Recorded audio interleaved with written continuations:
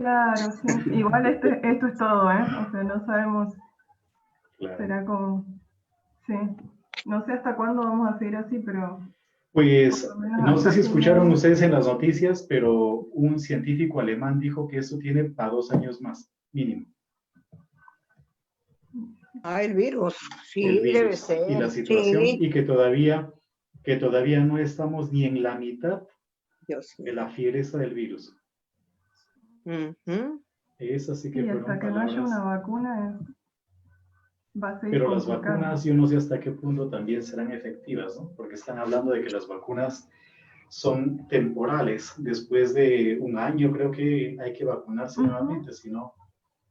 mm, sí. Ya uno no sabe ni qué pensar, padre, porque a uno le hacen a veces como tener miedo que no debemos de vacunarnos. En la mañana recibí un mensaje en mi celular que ni siquiera las pruebas nos debemos hacer, explicar varias cosas. Digo, ¿cómo será? claro. Sí. Sí, Y ahí están los surgen cosas que dominicas, a las veces hermanas no. ¿Cómo? Sí, sí, las hermanas de San Sixto De San y Sixto, las claro, hermanas claro. de misioneras de Rosario también están. ¿De Rosario también están? Sí, sí, la MD Lambayeque dice. Madre Ah, Cristina. ya, sí, claro, Buenas claro. Yo les tardes, pido que me disculpen, lo que pasa es que padre. soy medio ciego. Soy medio ciego. A mí ya no me van a poner lentes, sino que me van a dar un bastón, me han dicho. Los jóvenes del MJD con Buenas César, tardes, con madre. Augusto. Buenas tardes, ¿Qué tal, madre? Buenas tardes. buenas Saludos. tardes. ¿Ella también es religiosa? Madre Cristina, los años que la veo. Usted que no se dejan ver, padrecito. Padre William. Padre William, buenas tardes. ¿Me Hola, escucha? madrecita linda. ¿Cómo ¿Cómo le va? está? Bien, ¿qué tal usted? Muchos saludos de su tierra. De verdad, ¿y cómo está Chiclayo? ¿Chiclayo o Cajamarca? ¿A cuál se refiere? No, estoy cerquita de Chiclayo, Monsefú, Monsefú. Ah, en Monsefú. ¿Tienen casa en Monsefú ustedes? Sí, este año, padre, hemos venido a hacer la experiencia por acá y la pandemia no nos ha dejado salir mucho. Mire. Ya, Estamos claro, claro. relativamente cerca a su Chiclayo, Ah, pues es Chiclayo en realidad. Monsefú es Claro. Chiclayo. la ciudad, ¿no? Es pertenece a la provincia de Chiclayo. Exacto. Sí. Monsefú, la tierra de las flores. Uy, qué bien. La tierra de las flores, de la artesanía también, de la chicha. Y ahí no me acuerdo cuántos tipos de chicha hay ahí en Monsefú. De En el verdad, no festival sabía pues se eso. ponen todas las calidades de Uy, las hay clases de como chile. 20 o 30 tipos de chicha, creo. Y más, creo. Y Ay, hasta sí. más, me parece que hay hasta Sí, más hay tipos de más, chicha. sí. Sí. De verdad. Bien, bien. Bueno, buenas tardes con todos. Buenas Bienvenidos tardes. a este domingo en el cual vamos a continuar con esta serie de conversatorios y gracias a las hermanas que se han podido conectar y a todos los fieles de la parroquia también que están presentes. Bienvenidos todos. Le agradecemos de antemano a Padre William Vázquez que nos va a acompañar esta tarde. Y nada, vamos a iniciar este conversatorio de creación, vida, verdad, esperanza, reflexiones bíblicas sobre el cuidado de la casa común. Padre Noel. Bueno, buenas tardes con todos, con todas las hermanas, los hermanos que están acá en la sala del Zoom y también aquellos que nos están siguiendo por nuestra página del Facebook, Parroquia Santa Rosa de Lima. Vamos a iniciar encomendando nuestra vida a nuestro Dios, en el nombre del Padre, del Hijo, del Espíritu Santo. Amén. Amén. Vamos a pedirle a nuestro Padre Celestial que nos acompañe durante esta tarde, que nos dé luces, que nos ilumine, que nos dé su espíritu de sabiduría, y también a nuestra Madre, la Virgen de Rosario, que ya estamos pronto a celebrar su fiesta, le vamos a decir que nos acompañe. Dios te salve María, llena eres de gracia, el Señor es contigo, bendita eres entre todas las mujeres, y bendito es el fruto de tu vientre, Jesús. Jesús. Santa María, Madre de Madre Dios, de Dios, ruega por ruega por nosotros, nosotros pecadores, pecadores, ahora ahora y y en en la la hora hora de de nuestra nuestra muerte. muerte. Amén. Madre la Virgen de Rosario, ruega por Ruega por nosotros. nosotros. En nombre del Padre, del Hijo, del Espíritu Santo. Amén. Bueno, vamos a leer algunos datos de Fray William un poco para presentarlo. Fray William Vázquez Alarcón es un fraile dominico de la provincia dominicana San Juan Bautista del Perú, pero que actualmente trabaja como asignado en la provincia de San Luis Beltrán de Colombia. Él es académicamente doctor en Teología Bíblica por la Pontificia Universidad Santo Tomás de Aquino de Roma, diplomado en Investigación en Teología por la Pontificia Universidad Javeriana de Bogotá, Colombia. También tiene un diplomado sobre los orígenes del cristianismo por la Pontificia Universidad Javeriana de Bogotá, Colombia también. Magíster en Filosofía Latinoamericana por la Universidad Santo Tomás, de Colombia. Es docente en el área de Sagrada Escritura en el Seminario Mayor de Bogotá y en la Fundación Universitaria San Alfonso. Docente ad honorem en la Universidad Católica de Manizales y colabora en la Conferencia de Religiosos de Colombia. Asimismo también es fundador del Centro Bíblico Pastoral María de Magdala en Colombia, desde el cual viene trabajando pues muy activamente a través de cursos. También hemos tenido algunos cursos virtuales que él ha organizado y está organizando también a través de este Centro Bíblico. Fray William, pues bienvenido. Aquí tenemos este público que lo está esperando con ansia para escuchar.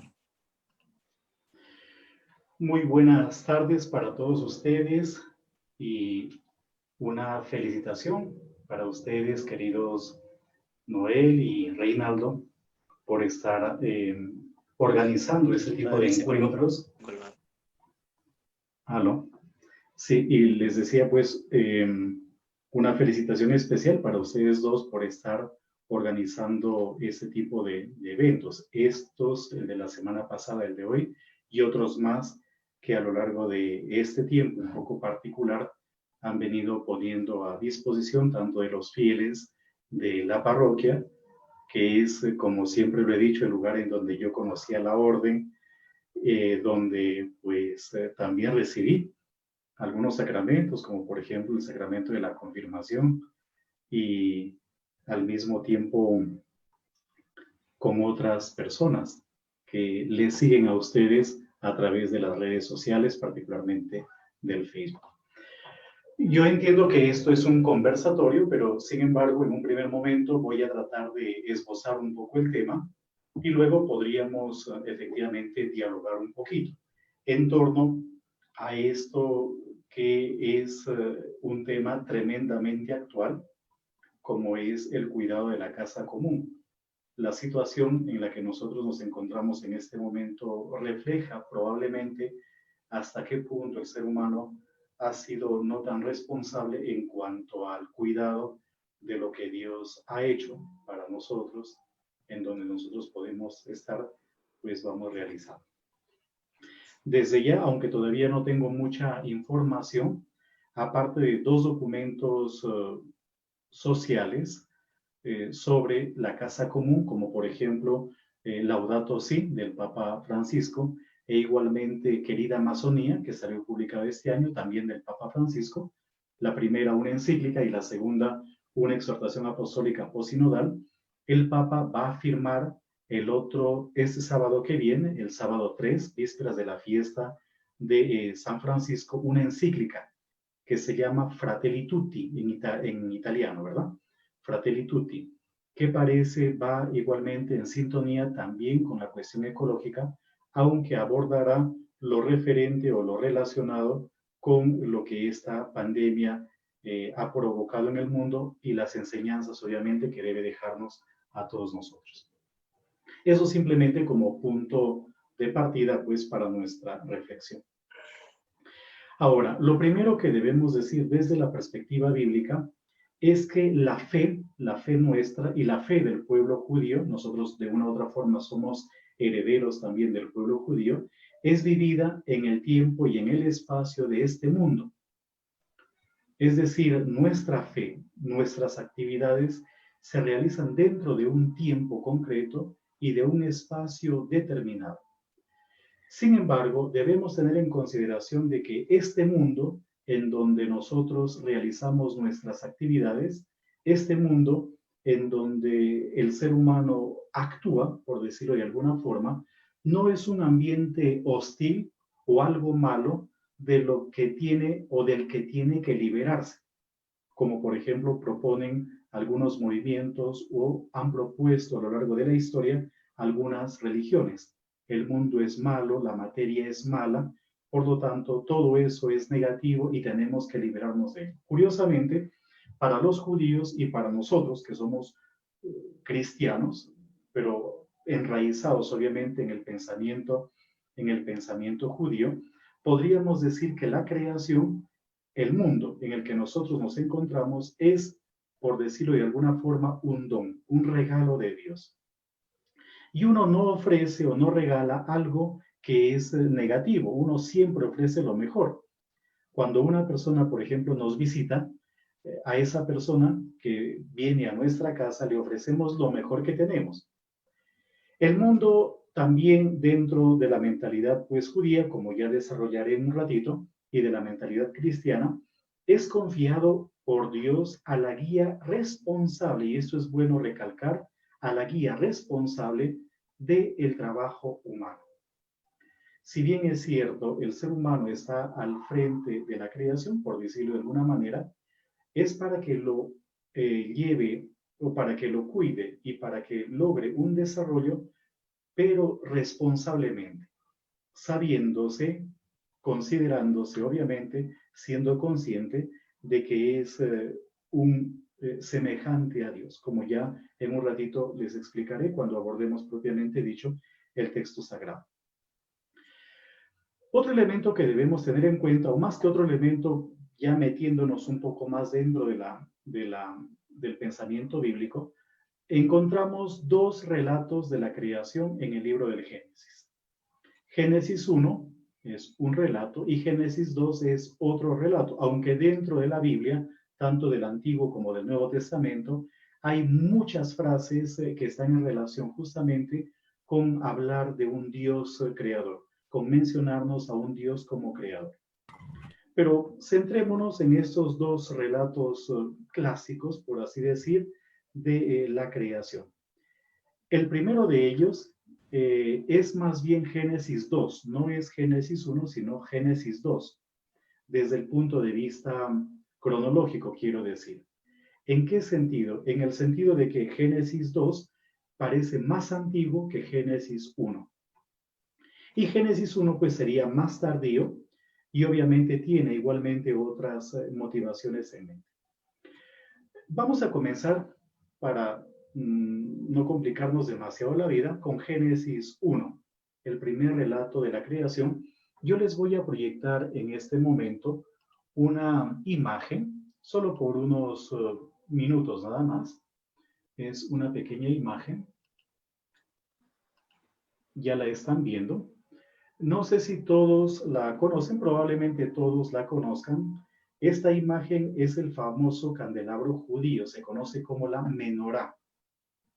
Hay dos candelabros, uno de 7 brazos, como el que les estoy mostrando a ustedes, y hay otro que es de 9 brazos.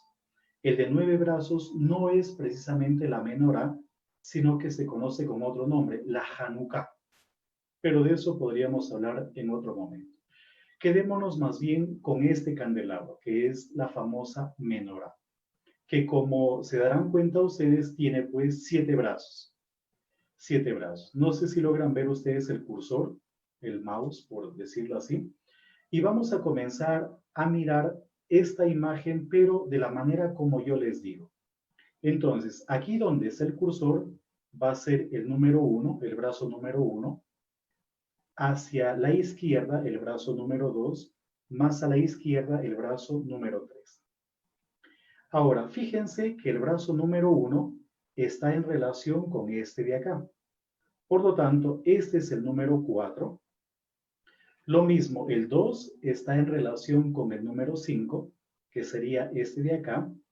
Y el 3 está en relación con lo que sería el número 6. Y nos queda obviamente el brazo del medio, que sería el brazo número 7. ¿Por qué les comento esto? ¿Por qué les estoy presentando esta imagen ¿Y por qué estoy justamente hablándoles de este modo?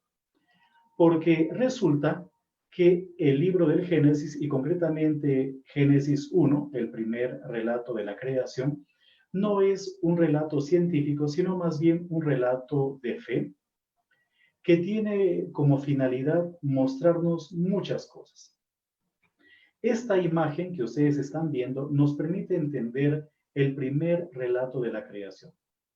En ese sentido, el primer día de la creación, que aparece en el Génesis 1, estaría en relación con el cuarto día de la creación.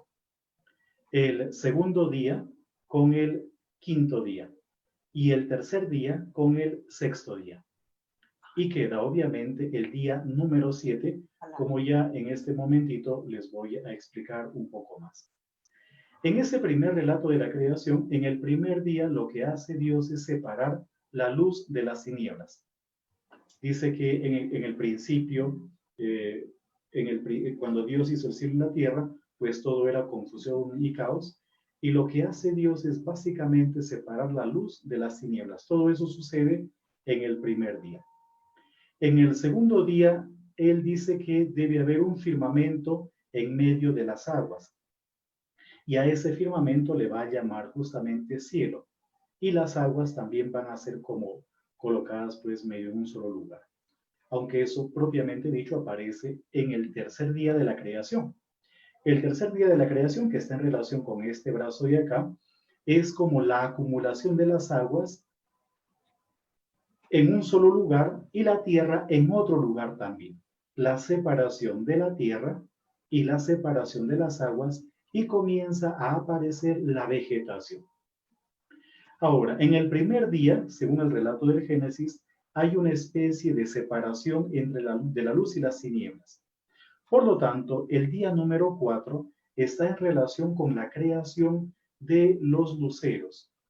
Un lucero grande que alumbra el día, un lucero menor que alumbra la noche, y al mismo tiempo las estrellas, que son las que se encargan de dar luz a la tierra y que van a servir igualmente para la orientación, pues, de los navegantes o de los caminantes.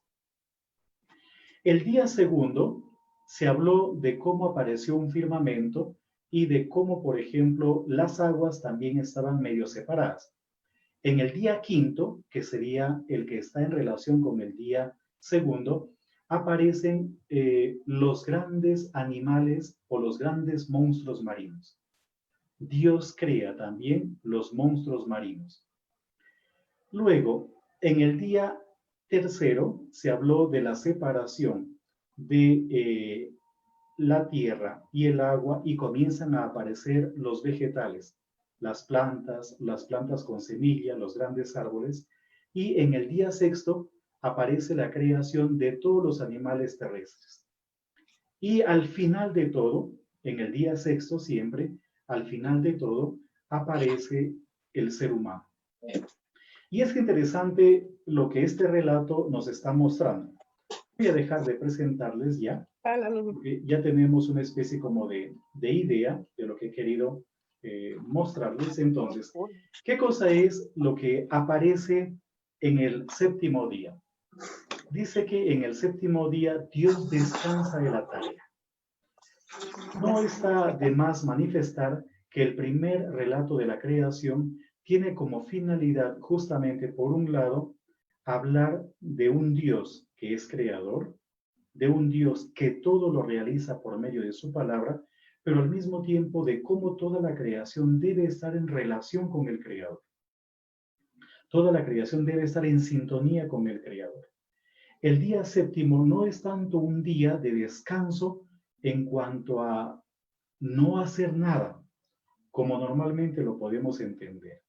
Los judíos, por ejemplo, en la actualidad, el día sábado lo utilizan para el estudio de la Torá. O sea, no es un día improductivo, o no es un día en donde uno lo abandona totalmente o abandona todo totalmente, no.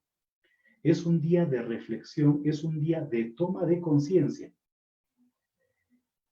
Y esto lo vamos a ver más adelante, es algo que nosotros debemos igualmente rescatar. Entonces, la idea del día séptimo Y hay que tener en cuenta una cosa, y es que dentro del relato de la creación no aparece ni domingo, lunes, martes, no aparecen los días de la semana con nombres, sino más bien con números, porque los nombres de los días de la semana ya son paganos. Y es una especie de poner cada día bajo la protección de un Dios determinado.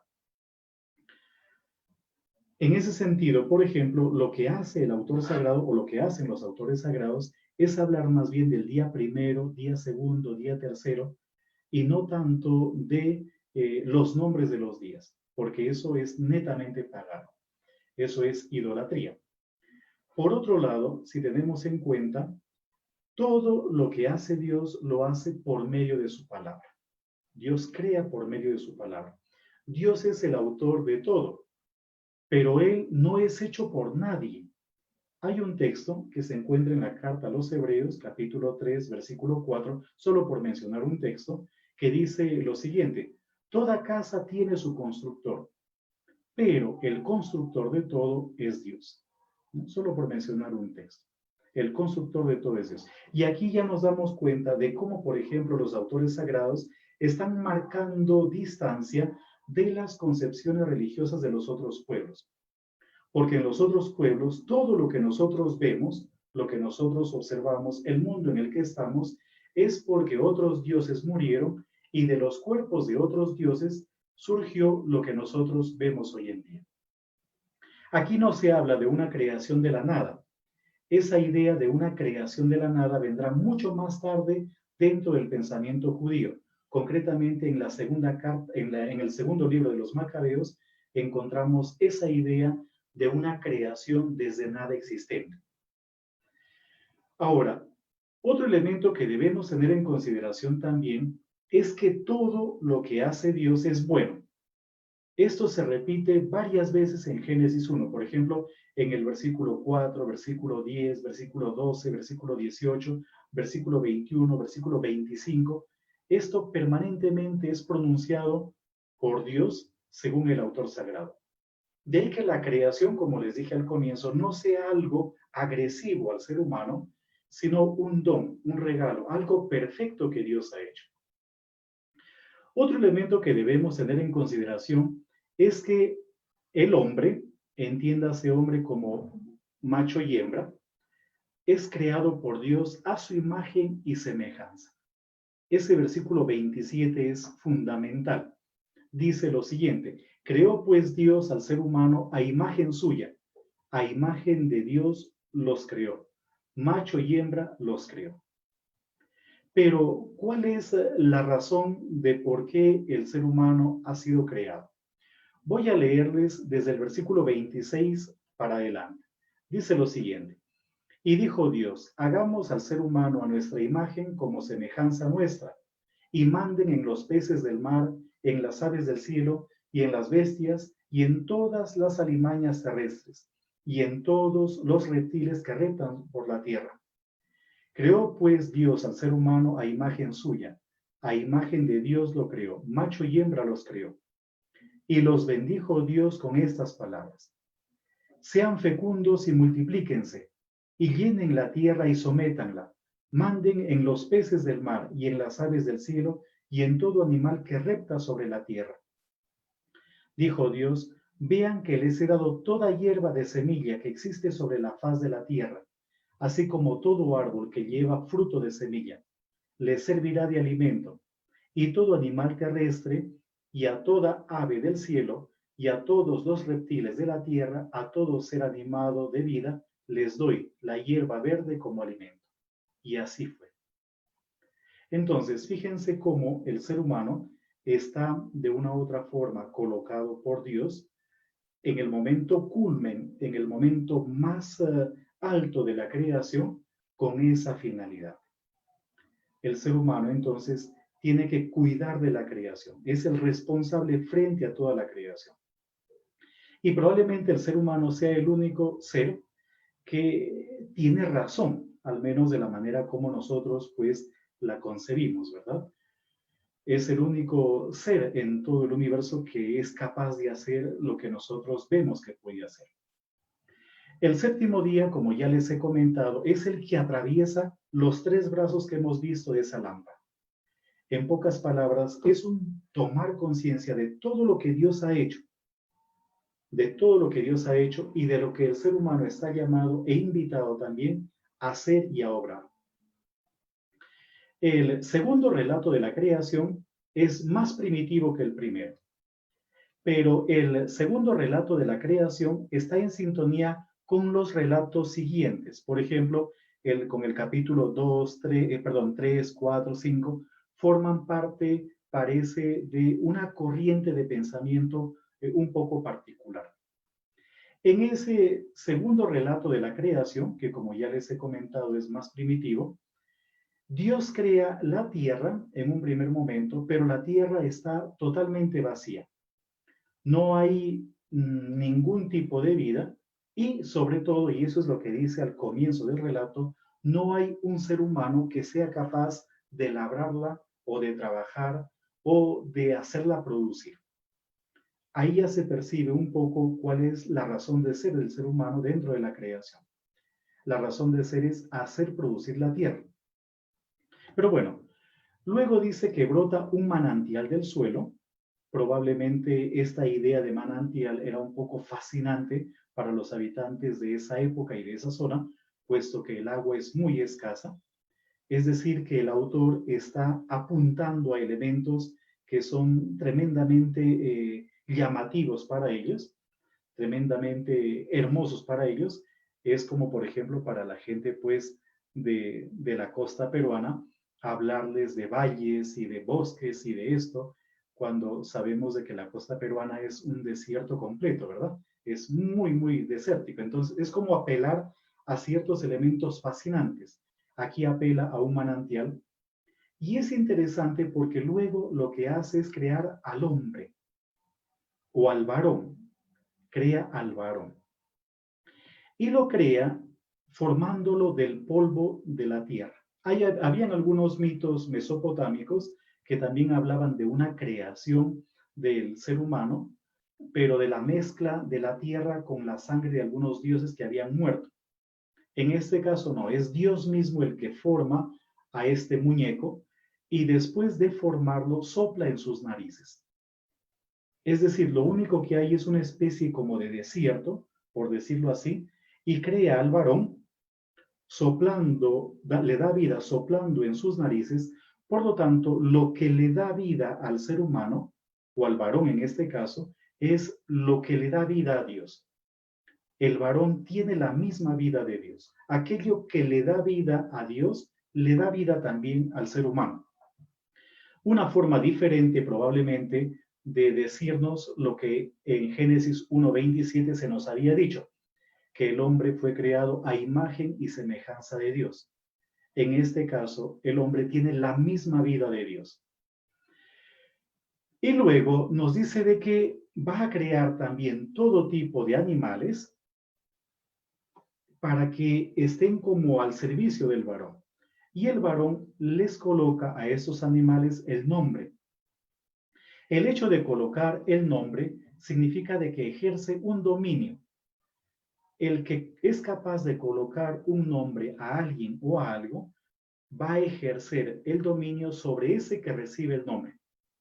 En este caso, como es el varón el que está colocando el nombre a estos animales, entonces el varón ejerce un dominio sobre esos animales. Pero hay un elemento interesante aquí, y es que no hay ningún ser que sea capaz de interactuar con él. Dentro de los animales, del reino animal, no hay ninguno que sea igual a él, con el que el ser humano pueda relacionarse. Y el relato habla de que cae en un profundo sueño y le extrae parte de él, ya parte de él. No exactamente la costilla, parece que en hebreo no es exactamente la costilla, pero digamos que le extrae una parte. La literatura judía la manera como los judíos interpretan ese acto creador de la mujer, dicen que Dios crea a la mujer no de la cabeza del hombre, para que no esté por encima del varón, ni de los pies del varón para que sea humillada por él, sino del costado para que sea igual a él. Y luego debajo del brazo para que sea protegida por él. Y de cerca del corazón para que sea amada por él. Esa es un poco la interpretación que dan los judíos con respecto a la creación de la mujer o al origen de la mujer. En pocas palabras, la mujer tiene una vida similar al varón. Y por lo tanto, lo que le da vida a la mujer es lo que le da vida al varón, y lo que le da vida al varón es lo que le da vida a Dios. En pocas palabras, hay una relación entre ellos y una especie de igualdad también entre ellos. Pero hay un elemento que no debemos tener en consideración, que no debemos, dejar de lado, que debemos tener en consideración. Y es que ambos, nos dice al finalizar el texto, están desnudos, signo probablemente de la integridad o de la pureza interior. En pocas palabras, el ser humano, cuando fue creado por Dios, fue creado también inocente, en el buen sentido de la palabra, puro, íntegro, cabal, por decirlo de alguna forma. Ese es el segundo relato de la creación, que lo estoy narrando de una manera muy ágil, muy breve, que además es, me imagino, muy conocido por todos ustedes. Pero ya podemos sacar medio algunas conclusiones hasta ahora. En primer lugar, Dios crea movido por su propio deseo de crear. Él no se ve obligado a crear, sino que lo hace movido por su propia voluntad, porque Él quiere hacerlo. En segundo lugar, lo hace desde nada existente, para utilizar la expresión del libro de los Macabeos.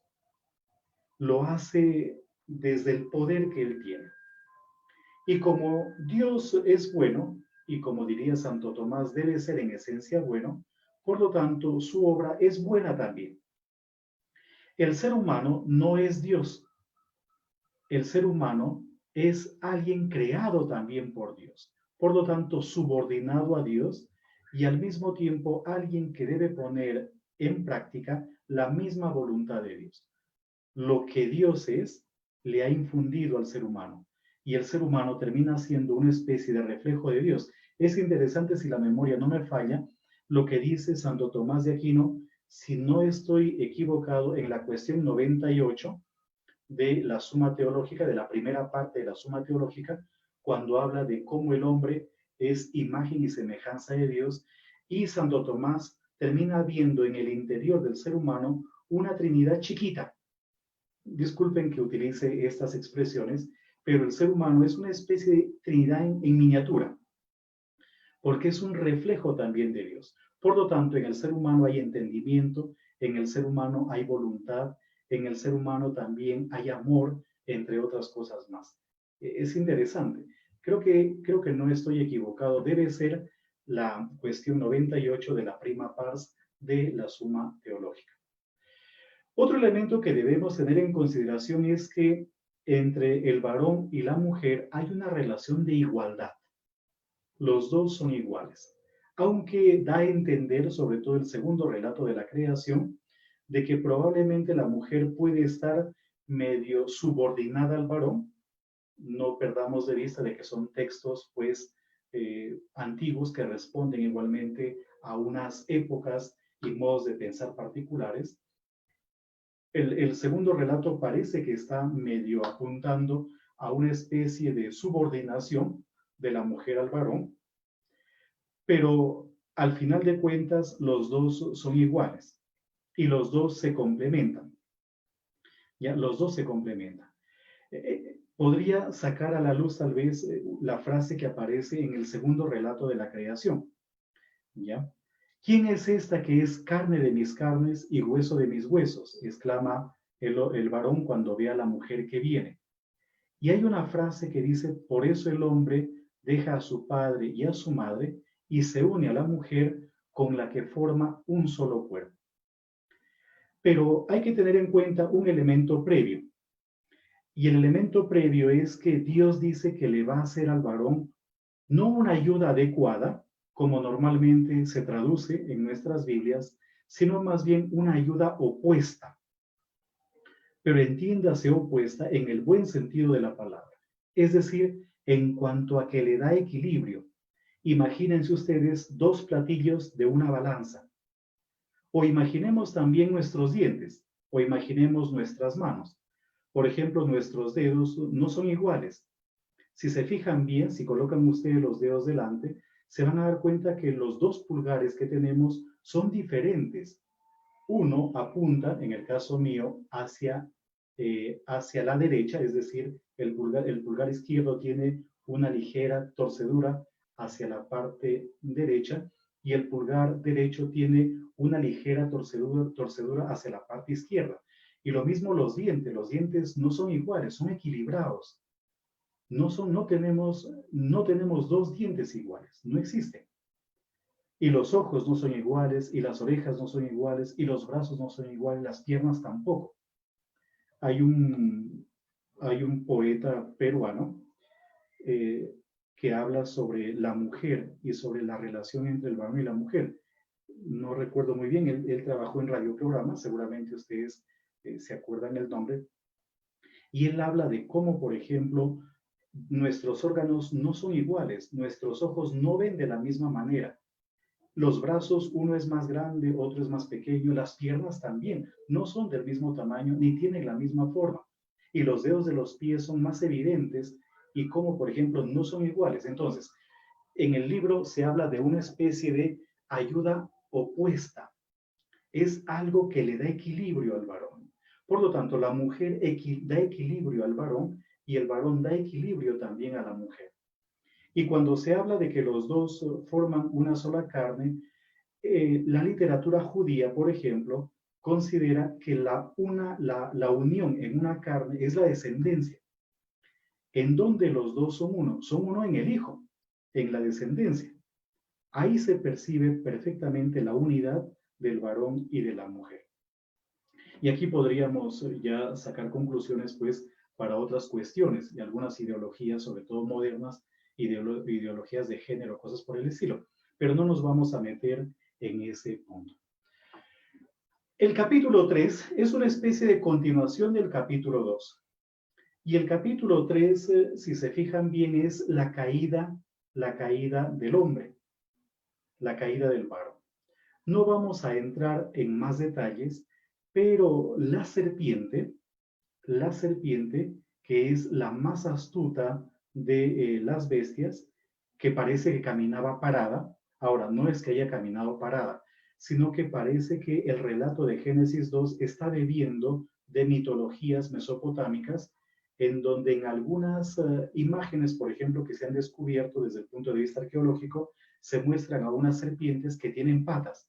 Entonces parece que los autores sagrados se inspiran en esos relatos, como por ejemplo el relato del diluvio, se inspira también en unos poemas mesopotámicos de unos 3.000 años antes de Cristo o 4.000 años antes de Cristo, y comienzan a hablar de la caída de Adán y de Eva, ¿verdad? De la caída de estos dos. Pero, ¿cuál es la tentación? Y aquí ya estamos entrando poquito a poquito en nuestro tema, porque hasta ahora, honestamente, no hemos entrado aún. ¿Cuál es la tentación? La tentación es que los dos, si comen del fruto del árbol que se encuentra en el centro del jardín, van a ser como dioses. Esa es la tentación. Es decir, la síntesis de la tentación o la tentación por excelencia es que el ser humano se convierta a Dios. Y cuando se convierte en Dios, y cuando el hombre se convierte en Dios, lo primero que tiene que hacer es justamente eliminar a Dios. Tiene que eliminar a Dios de su vida. Tiene que eliminar a Dios del mundo para poderse él imponer, presentar, mostrar como si fuese Dios. Esa es entonces la tentación por excelencia. Entonces el relato, ese capítulo 3 del Génesis, en el fondo lo que está haciendo es evidenciando cuál es el mal por excelencia en la vida o en la historia de la humanidad. Y es el que el hombre se convierta a sí mismo, se presente a sí mismo, se muestre a sí mismo como Dios. Y cuando eso sucede, todo cambia. La armonía que nosotros hemos visto en el capítulo 1 o este paraíso del capítulo 2 termina obviamente resquebrajándose, desapareciendo. La relación del hombre con Dios ya no es una relación de amistad, de confianza, sino que se convierte en una relación de miedo, por eso se esconde. La relación del hombre y de la mujer, o del varón y de la mujer, de este que había dicho, ¿quién es esta carne de mis carnes y hueso de mis huesos? Con quien quiere juntarse, con quien desea juntarse, se convierte en una relación de dominio. Tú irás delante de tu marido y él te dominará. La relación con la tierra ya no es una relación también armoniosa, sino que como consecuencia del pecado, la tierra se vuelve agresiva al varón, por más al hombre, al ser humano en conjunto, por más de que el hombre trabaje la tierra no va a producir como el ser humano quisiera. Luego se dan cuenta de que están desnudos, es decir, se pierde igualmente la armonía interna que hay dentro del ser humano. El ser humano ya se ve contrariado en su propia psicología y todo, absolutamente todo, termina convirtiéndose en su opuesto. Esta armonía inicial de la creación termina obviamente acabándose por completo.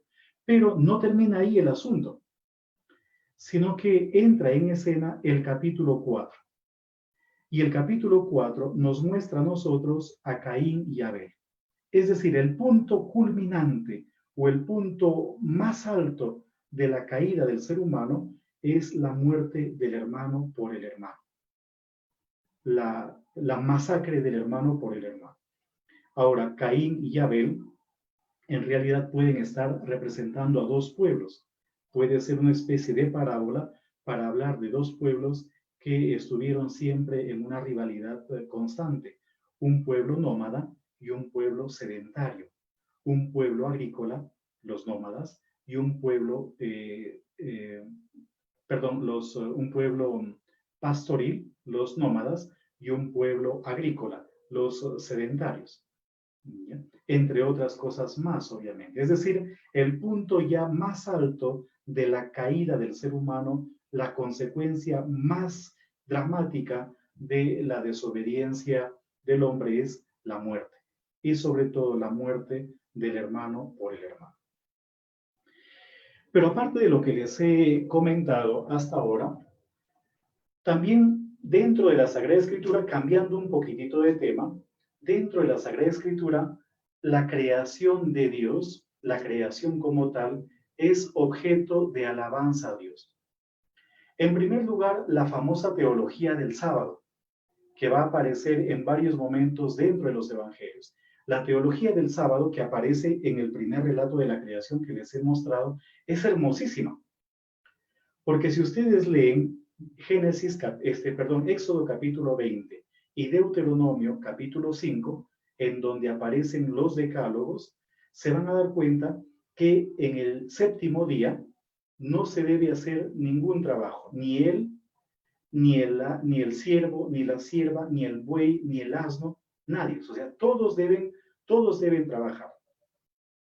Y la teología del sábado es una teología hermosísima, o la del séptimo día, si queremos verlo así, porque apunta a que toda la creación, por lo menos un día a la semana,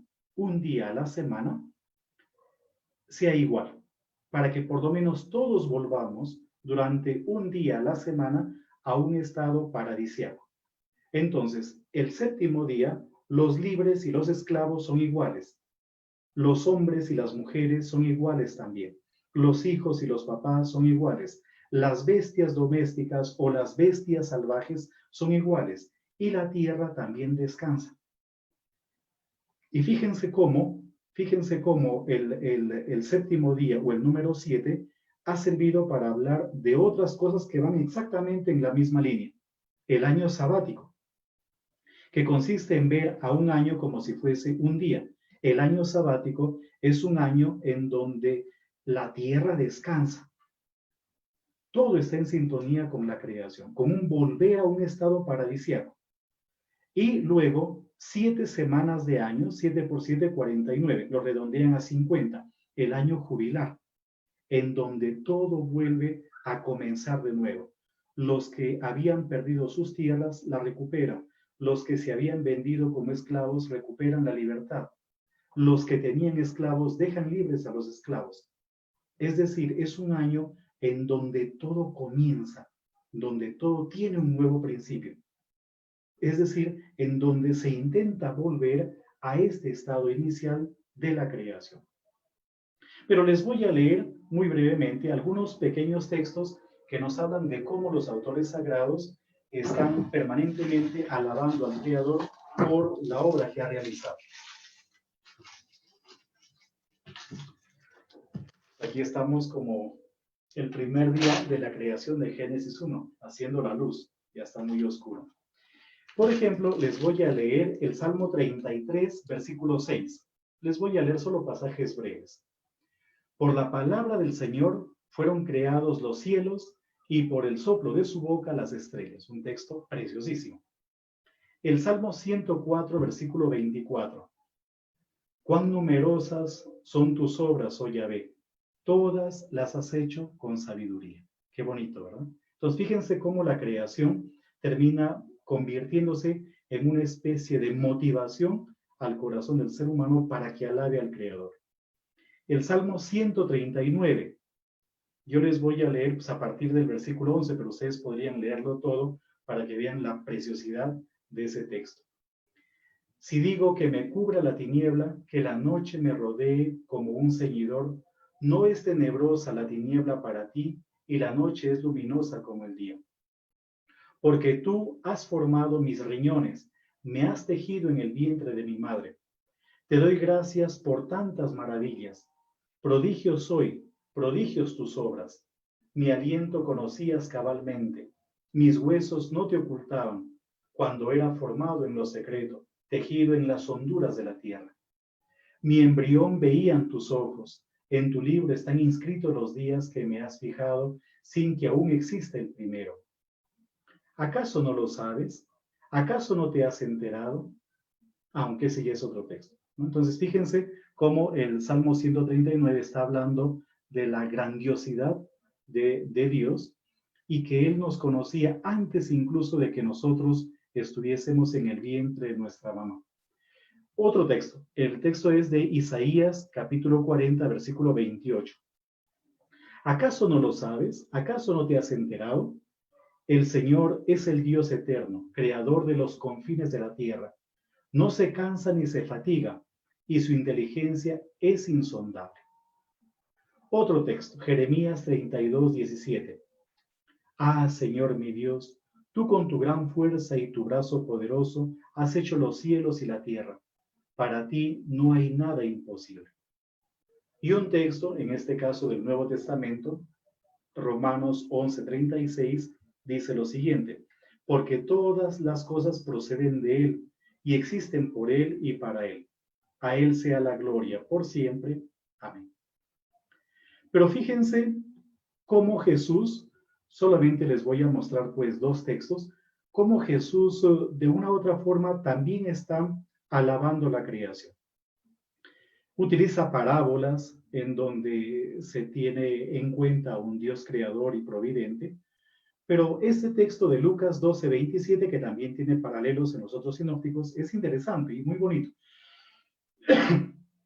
Dice lo siguiente: considera los lirios, cómo crecen, no trabajan ni hilan, pero yo les digo que ni Salomón con toda su gloria se vistió como uno de ellos. La hermosura justamente de la creación. Y otro texto que se encuentra en el Evangelio de Juan, capítulo 5, versículo 17, habla de cómo Dios no se cansa de trabajar y permanentemente está sosteniendo su obra. Pero Jesús les replicó: mi Padre trabaja hasta ahora y yo también trabajo. Si Dios dejara de trabajar o dejara de sostenernos a nosotros como sus criaturas, pues dejaríamos simplemente de existir. Otro elemento, cambiando un poquitito de tema, pero no tanto, es cómo, por ejemplo, el ser humano, mirando las obras de Dios, la creación de Dios, puede conocer a su creador. En el libro de la sabiduría, en el capítulo 13, se habla de eso. Aunque el libro de la sabiduría, capítulo 13, está hablando de la idolatría, de los ídolos, de cómo, por ejemplo, uno, fascinado por la hermosura de las obras creadas por Dios, termina convirtiendo a esas cosas en sus dioses. Y dice el libro de la sabiduría, el ser humano debe tomar conciencia de cómo, por ejemplo, por analogía de las cosas creadas, se llega al creador. Si las cosas creadas son hermosas de por sí, hasta el punto de que las consideramos como dioses, o algunos las consideraron como dioses, cuán hermoso debe ser el autor de esas cosas hermosas. Pero también la carta a los Romanos, en el capítulo 1, versículo 20, dice lo siguiente: porque desde la creación del mundo, las cualidades invisibles de Dios, es decir, su eterno poder y su naturaleza divina, se perciben claramente a través de lo que Él creó, de modo que nadie tiene excusa. O sea, todos podemos conocer a Dios desde las cosas creadas, partiendo desde las cosas creadas. Hay un documento firmado por el Papa Benedicto XVI en el año 2010. Estamos ya próximos a cumplir, a que ese documento cumpla 10 años. Es la exhortación apostólica post-sinodal Verbum Domini. Y ahí, en la primera parte de ese documento, que tiene como título Verbum Dei, que es un juego de palabras, obviamente, con Dei Verbum, esta constitución dogmática del Vaticano II, en este documento Verbum Domini, en la primera parte, Verbum Dei, se habla de que cómo Dios crea todo por medio de su palabra. Y nosotros incluso somos palabra de Dios. Y eso debe resonar siempre en nuestra mente y en nuestro corazón. Nosotros no somos producto del azar o de la casualidad, sino que Dios nos ha creado por medio de su palabra, por medio de nuestros papás también. Así como hemos visto que el pecado, por ejemplo, es una ruptura de la armonía con la creación, dentro de la Sagrada Escritura se habla de la salvación como un volver a esa creación, como un volver a un estado paradisíaco o como una especie de nueva creación. Les voy a leer simplemente unos pequeños textos para hacernos una idea de todo esto. Isaías 65, 17 dice lo siguiente: yo creo cielos nuevos y tierra nueva. Y los profetas, cuando hablan, por ejemplo, del retorno del exilio, o cuando hablan de la conversión o de la restauración del nuevo Israel, lo hablan siempre en términos de vuelta a un paraíso, a un estado paradisíaco. No me acuerdo el texto exacto de Isaías, pero ustedes se deben acordar mejor que yo, cuando dice de que el león pastará con el cabrito, el niño meterá su mano en el hueco de la serpiente, el oso pastará también con el ternero, qué sé yo. Es decir, todas esas son figuras para hablarnos de un regreso a un estado paradisíaco. Otro texto, Efesios capítulo 2, versículo 10, dice: porque somos hechura de Dios, creados en Cristo Jesús para buenas obras, las cuales Dios dispuso de antemano a fin de que las pongamos en práctica. Y un último texto, 2 de Corintios capítulo 5, versículo 17, dice lo siguiente: por lo tanto, si alguno está en Cristo, es una nueva creación. Lo viejo ha pasado, ha llegado ya lo nuevo. Voy a sintetizar para terminar pues esta primera partecita, este primer momento de nuestro conversatorio, diciéndoles lo siguiente.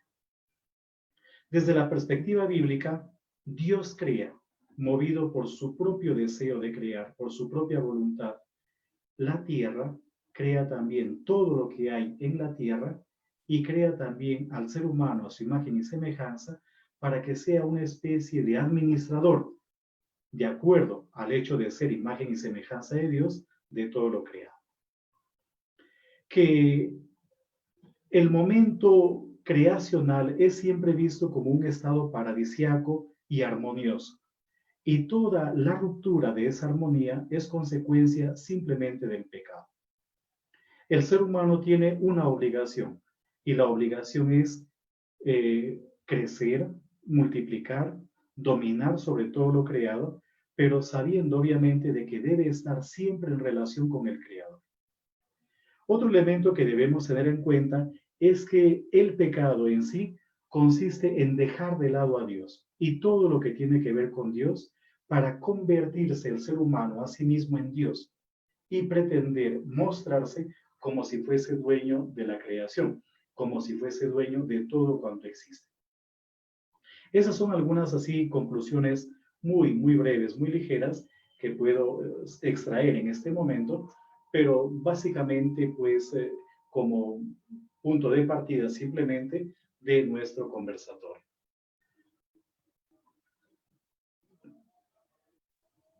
Bien, muchas gracias, Fray William Vázquez, por estos primeros alcances. No sé si hermanos, hermanas tienen alguna consulta, tal vez algún aporte sobre lo que ha avanzado hasta ahora, Fray William.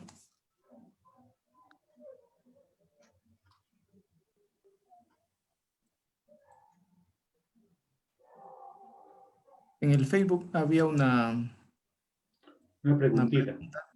pregunta en el Facebook de la creación del varón y mujer como imagen de Dios. ¿Cómo entender esta figura de ser imagen de Dios, ¿no? Y planteaba lo que algunos preguntan, pues, ¿no? ¿Cuál es digamos, la figura o el sexo de Dios, ¿no? ¿Es varón o mujer? ¿Y cómo eso se relaciona con el ser humano? Yo lo dije de una manera muy ligera. Creo que es la cuestión 98 de la primera parte de la Suma Teológica. Pero, ¿qué cosa es, por ejemplo, lo que dice Santo Tomás de Aquino con respecto al hecho de que el ser humano, cuando hablamos de ser humano, hablamos de varón y mujer, ¿verdad?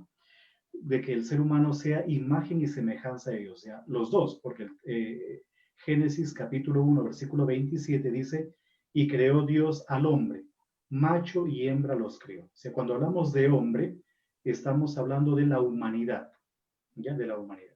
Por lo tanto, la imagen y la semejanza de Dios la tiene la humanidad, el macho y la hembra, por decirlo en palabras bíblicas. Y hablan de que somos imagen y semejanza de Dios en cuanto a que tenemos capacidad de razonar, ¿ya? En cuanto a que tenemos entendimiento y en cuanto a que tenemos también voluntad. En el ser humano hay, por lo tanto, razonamiento, entendimiento, y hay al mismo tiempo voluntad. Y esto, hago un pequeño paréntesis, es lo que también permite explicar, por ejemplo, la moral. ¿Quién es un ser humano libre? Para hablar de la otra partecita de nuestro tema. ¿Quién es un ser humano libre? Un ser humano libre es aquel que adecua en su ser su capacidad de pensar, de razonar y su voluntad, es decir, su capacidad de actuar, que debe estar siempre movida por el amor. Por el amor. Entonces, cuando dentro de un ser humano, cuando en el ser humano hay un divorcio entre la capacidad de pensar, de razonar y la voluntad, y obviamente la capacidad de amar, esa persona no es libre. Santo Tomás va a hablar, por ejemplo, de la ignorancia, y que es la que se opone a la capacidad de razonar, y va a hablar al mismo tiempo de las pasiones, que son las que están permanentemente atacando a la voluntad. Entonces, una persona que tiene ignorancias en su vida o una persona que es víctima de las pasiones, en el fondo no es una persona libre, ¿no? Entonces, ahí es en donde se ve el hecho de que sea imagen y semejanza de Dios, en cuanto a que tiene lo que Dios también posee, la capacidad de razonar, tiene también una voluntad y tiene al mismo tiempo una capacidad para amar. No sé si en parte he respondido a la pregunta, a la inquietud. Bien. Sí, en el chat del Facebook mencionaba Miguel Ángel Rodríguez Malaver, que está conectado. Solamente hace la pregunta, ¿no? ¿Dios crea por amor? Nada más. A ver si le respondemos. Pues en el fondo sí. O sea, no podemos hablar nosotros de que Dios, por ejemplo, con toda la concepción que nosotros tenemos de Dios, yo les invitaría para los que tal vez no conozcan, que se aventuren a conocer un poquitito la Suma Teológica de Santo Tomás de Aquino, ¿no? Sobre todo la primera parte. Y en esa primera parte se habla de quién es Dios, de la esencia de Dios, de si Dios es bueno o no es bueno. Y para no hacer muy largo el discurso, si nosotros concebimos a Dios que es bueno, que es puro y que es bueno, no puede de algo bueno o de alguien bueno surgir algo malo, ¿verdad? Y lo bueno está en relación también con el amor. Por lo tanto, si Dios ha creado lo que nosotros vemos, lo ha creado bueno, y es bueno justamente porque también, digamos, es un reflejo del amor de Dios, porque pues Él mismo es bueno también, ¿verdad?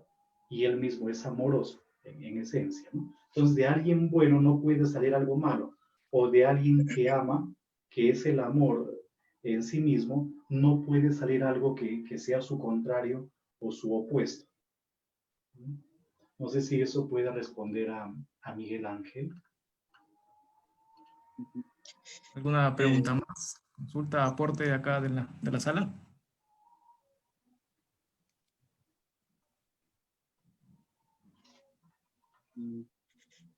Padre, en ese, a ver, hablando un poco, bueno, hay una pregunta antes que formule.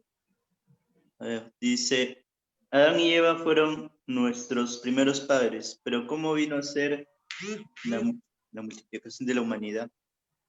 Pregunta Julia. Sí, sí. Julia, A ver, mira. miren, hay que tener en cuenta una cosita, y es que los relatos bíblicos, y concretamente los que nosotros hemos empleado pues en este conversatorio, no son históricos, pero entiéndase historia como una especie de narración a manera de una crónica de los acontecimientos. Sino que los autores sagrados, y esto no lo digo yo, esto aparece, por ejemplo, en el Concilio Vaticano II, en la Dei Verbum, los autores sagrados han empleado una serie de géneros literarios. Y ellos se están apoyando igualmente en unos relatos, pues, mitológicos, en unos relatos míticos, unos relatos, por ejemplo, que tienen su origen probablemente en Mesopotamia o incluso en otras culturas. En ese sentido, no podemos hablar de Adán y Eva como dos personas de carne y hueso como nosotros, sino más bien debemos mirar a estos personajes en una forma figurada o simbólica. El autor sagrado o los autores sagrados lo que están haciendo es tratando de mostrarnos los orígenes de la humanidad, pero en un modo tremendamente simbólico, y también contándonos cómo pudo haber sido la caída del ser humano, pero de un modo simbólico. Es evidente que el autor sagrado no está diciéndonos que ellos realmente fueron nuestros primeros padres, o sea, dos personas de carne y hueso como tal. Definitivamente no. Son relatos que intentan mostrarnos otras realidades más bien, ¿verdad? No sé si en algo respondo a la inquietud, a la pregunta. Bien. No sé si hay alguien más por ahí. Sin vergüenza nomás, sin vergüenza. Padre, pasando al plano un poco social, cuidado cuidado de la casa común, ¿no? En esta cultura de consumo tan agresiva que tenemos, ¿no? Como sociedad, y que de una otra manera se ha ido desarrollando, ¿no? En el desarrollo de la humanidad, y hemos llegado a este punto que tenemos una cultura muy agresiva de consumo. de acuerdo a nuestra tarea de cooperadores en el cuidado de la creación como tal, del medio ambiente, ¿cuál debería ser nuestro actuar? El libro del Eclesiastés es un libro muy interesante, el libro del Eclesiastés. Si no lo han leído, yo les invito a que lo lean. Y es un libro que mueve al lector a dar respuestas, pero respuestas serias de sus actos. El autor, por ejemplo, nos dice que él ha experimentado todo, ¿ya? Se volvió un borracho empedernido, se volvió un mujeriego empedernido también, después se metió a conocer la sabiduría de una forma pues como nadie, ¿ya? Como nadie. Y es un libro que intenta como desbaratar una serie de costumbres o de hábitos que pueden estar presentes en nuestra vida, pero al mismo tiempo es un libro que nos invita a dar respuesta de lo que nosotros hacemos, pero una respuesta seria, o sea, no cualquier tipo de respuesta, sino a que uno sea capaz de argumentar lo que está haciendo. En ese sentido, por ejemplo, yo creo que la pandemia nos está dejando unas lecciones enormes. De un momento a otro nos damos cuenta de que somos frágiles, nuestra vida es frágil, de que estamos permanentemente en peligro. Nadie tiene asegurada la vida. Pensábamos de que uno pues podía morir a los 80, 90 años o 100 años. En algunas sociedades parece que ya la edad media de vida es como los 100 años. Pero a raíz de la pandemia uno se da cuenta de que no es así. Están muriendo jóvenes, gente muy joven.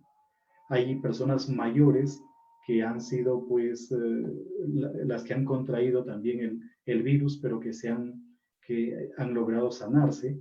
Es decir, esta situación en la que nos encontramos es tan compleja y tan incierta que yo creo nos mueve a pensar sobre cuál es el sentido de nuestra vida, qué es lo que realmente vale la pena. El Papa Francisco, en esta exhortación apostólica Querida Amazonía, pero también en la Laudato Si, es muy duro, ahí tiene afirmaciones muy fuertes en realidad. ¿Qué es lo que nosotros estamos percibiendo, concibiendo como sentido para nuestra vida? ¿Dónde está lo que le da real sentido a nuestra existencia? ¿En el tener? ¿Qué es lo que nosotros necesitamos en realidad para ser felices? ¿No? ¿Cuánto necesitamos para ser felices? Y para realizarnos también plenamente como seres humanos, haciendo eco de lo que mencionaba Pablo VI en la encíclica Populorum Progressio, ¿no? Él entendía el desarrollo como el pasar de situaciones menos humanas a situaciones más humanas. ¿En qué sentido, por ejemplo, nosotros estamos desarrollándonos o progresando de esa manera? A mí me da muchísima tristeza cómo en algunos medios de comunicación, pues uno escucha ciertas opiniones de que alcanzar el desarrollo de nuestros pueblos es copiar modelos de otros países, de países más desarrollados. Entonces, si en otros países más desarrollados hay una serie de costumbres o de hábitos o de prácticas, el aborto, matrimonios entre personas del mismo sexo y cosas por el estilo, nosotros debemos copiar también, porque en la medida que copiemos eso, vamos a terminar igualmente progresando. Por ejemplo, esa es una distorsión del concepto de progreso. Yo creo que la expresión del Papa Pablo VI en la Populorum Progressio, pasar de situaciones menos humanas a situaciones más humanas, sigue siendo fundamental en nuestro tiempo. Es decir, ¿en qué sentido nosotros estamos procurando humanidad, generando humanidad, haciendo que nuestras sociedades sean más humanas en todo el sentido de la palabra? ¿Qué es lo que realmente necesitamos para vivir? Yo escucho todas las mañanas las noticias y solamente son pérdidas.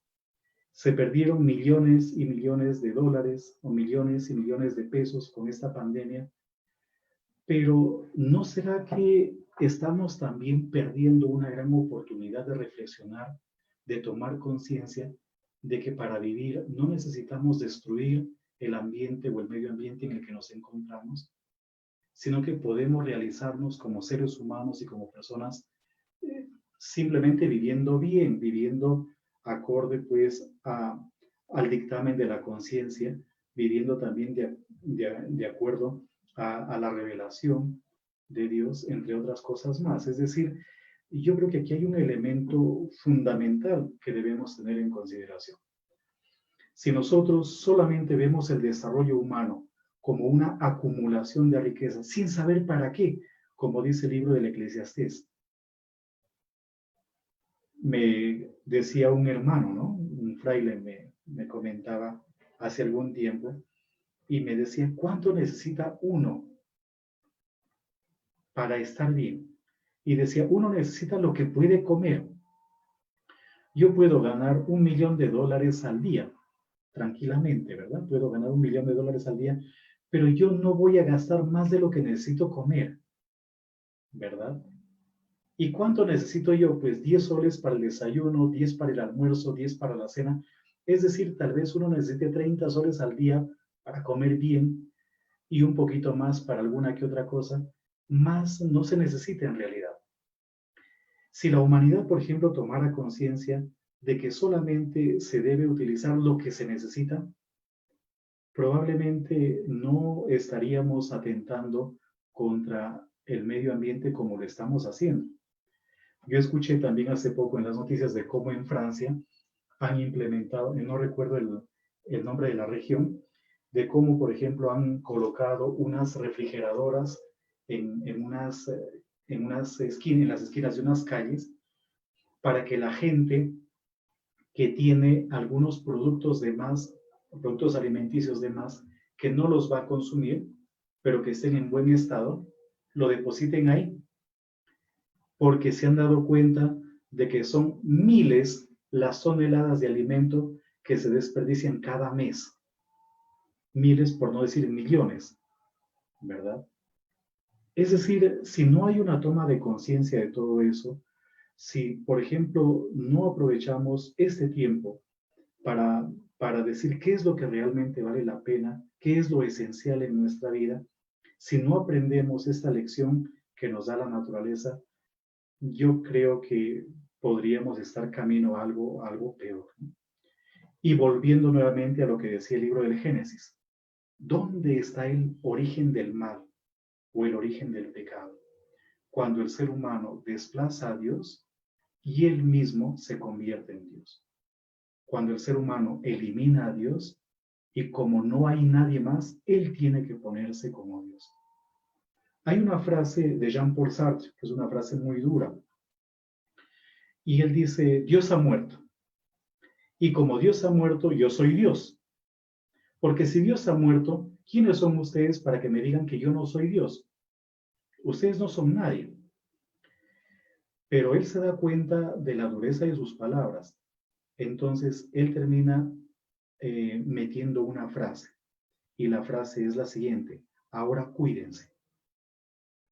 ¿No es cierto? O sea, es genial, en realidad el razonamiento es genial. O sea, Dios ha muerto. Como Dios ha muerto, yo soy Dios, porque ustedes no me pueden decir a mí que no me ponga como Dios. Pero como él se da cuenta de cómo es el ser humano, de quién es el ser humano, dice, ahora cuídense. Porque el ser humano es capaz de las peores barbaridades. Y eso lo demuestra la historia. Hay una película que está basada, una película en dos partes, que está basada obviamente en un acontecimiento histórico, ¿no?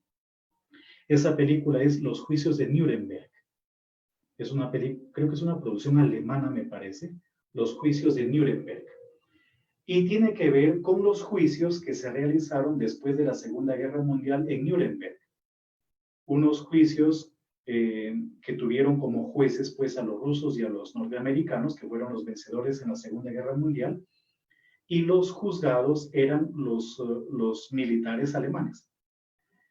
Y ahí en la película hay un psicólogo judío, es un militar, pero es psicólogo, que es enviado a cuidar a los presos o a tratar a los presos, porque los presos se están suicidando. ¿Ya? Los presos alemanes se están suicidando. Entonces ellos no quieren que se suiciden para que los maten, porque los van a ejecutar, o sea, al final los van a ejecutar. Entonces ellos no quieren que se suiciden porque quieren ejecutarlos, así de simple. Y hay un momento en la película en donde este psicólogo, que es un judío, dice, yo estoy tratando de ver por qué el hombre fue capaz de llegar a esta situación, hasta este extremo. Y me parece, dice él en la película, que es la falta de empatía. Entonces, cuando el ser humano es incapaz de entrar en empatía, de entablar relaciones, de entablar buenas relaciones con los demás, pero también con el medio ambiente, el ser humano es capaz de cometer las peores barbaridades. Las peores barbaridades, ¿no? Entonces, yo pienso que eso es probablemente lo que en el fondo nos toca hacer. Volver nuevamente a Dios, darle a Dios su lugar, darle a la creación su lugar, reconocer que nosotros somos parte también de la creación, que no somos dueños de la creación, que también le debemos nuestra existencia a alguien y que la naturaleza termina siendo nuestra hermana. Yo probablemente no acepte mucho eso de la Pachamama, aunque la Pachamama es como muy bíblica, porque nosotros venimos de la tierra y a la tierra volvemos. Somos del polvo y al polvo volvemos. En cierta manera la tierra es como nuestra mamá, pero la tierra en el fondo es nuestra hermana también, ¿verdad? La hermana. Ahí tiene sentido ese poema de San Francisco de Asís, todo es hermano. La hermana agua, todo es decir, es nuestra hermana. Todos dependemos justamente de Dios. Entonces, tal vez sea el egoísmo, la avaricia del ser humano, lo que está colocando en este momento a nuestro planeta en la situación en la que se encuentra. Y es probable si no hay algún cambio, si no hay algún tipo de conversión por parte de todos, es probable que las cosas a futuro sean peores. Sean peores. A mí me llamó muchísimo la atención cómo los primeros días de la pandemia, uno de los más grandes portaaviones norteamericanos tuvo que ser prácticamente evacuado porque se contagiaron los tripulantes de COVID. Y eso me hacía pensar de cómo, por ejemplo, un arma de guerra termina siendo simplemente una chatarra frente a una epidemia de esta naturaleza. Un virus microscópico termina poniendo en jaque a un arma letal como es un portaaviones, ¿no? Entonces, si nosotros no tomamos conciencia de eso, es probable que más adelante tengamos crisis peores, problemas mayores y probablemente no salgamos tan fácilmente como ahora medio parece que estamos saliendo. No sé si tienen pues más inquietudes o alguien puede también manifestar algo, dar su aporte, su opinión. Después de todo es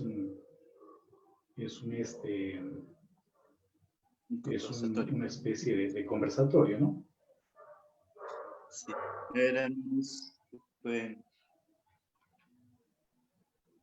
¿Tienen alguna inquietud, alguna pregunta?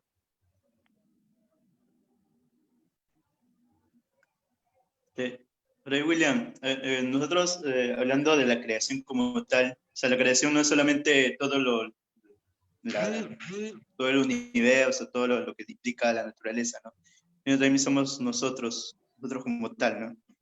Y en el momento actual, en el cual hay una pérdida tan profunda y honda de valores que han llevado a que ciertas ideologías pues tomen fuerza, ¿no? Y que pues un poco como que entre que confunden a la sociedad y a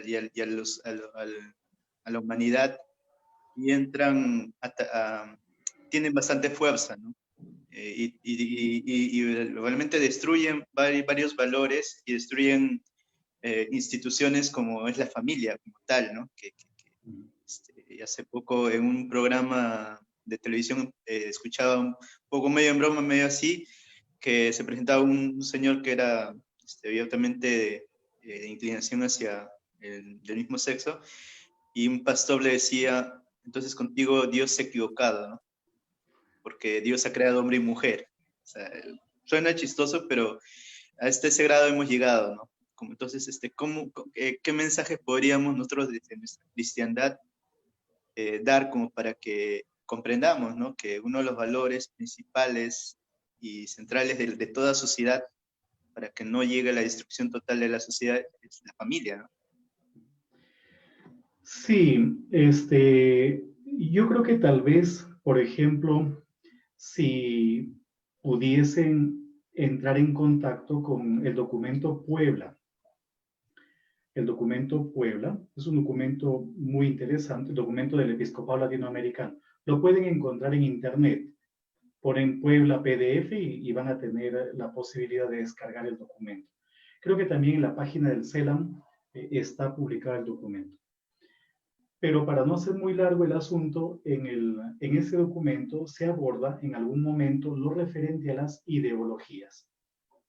Pero claro, el documento está en relación con ideologías de tipo marxista, de tipo comunista, que eran como las problemáticas en los años en que se desarrolló la asamblea del Episcopado Latinoamericano en Puebla. Pero, por ejemplo, da una definición de ideología que me parece interesante y muy actual. Y es que una ideología es una visión parcial de algo que pretende ser colocada como absoluta, que pretende ser presentada como la única y absoluta. Fuera de eso no hay más. Fuera de eso no hay más. En ese sentido, por ejemplo, la ideología ya termina siendo tremendamente negativa, tremendamente nociva. Por lo tanto, todas las ideologías, si se presentan de esa manera, una visión parcial que pretende ser considerada, abarcada, colocada como regla universal, termina siendo tremendamente nociva. En esa línea, y teniendo en cuenta pues, lo que acabas de manifestar, la ideología de género, lo del género es una ideología. Y podríamos decir de que estamos frente a una especie de dictadura. Y una dictadura brutal, una dictadura tremendamente agresiva. Hasta el punto de que muchos gobiernos o muchos estados están de una u otra forma sucumbiendo también frente a esa ideología. Hay una presión tan grande de capitales extranjeros, qué sé yo, que son los que están imponiendo eso. Resulta de que un niño nace, pero no se sabe si es varón o es mujer. Al final de cuentas, es él el que tiene que decidir si es varón o es mujer. Y nadie le puede decir si es varón o es mujer, ni siquiera los papás. Aquí entramos, por ejemplo, en otro problema y es la destrucción de la familia. ¿Ya? La destrucción de la familia. Yo creo que ese tipo de situaciones o de cosas en realidad están claras. Ahí hay elementos muy claros, ¿verdad? Lo que no está claro es qué hay detrás. ¿Quiénes son los que están impulsando ese tipo de campañas o ese tipo de programas? ¿Qué es lo que están buscando? Definitivamente, uno de los elementos que buscan es, por ejemplo, acabar con la familia.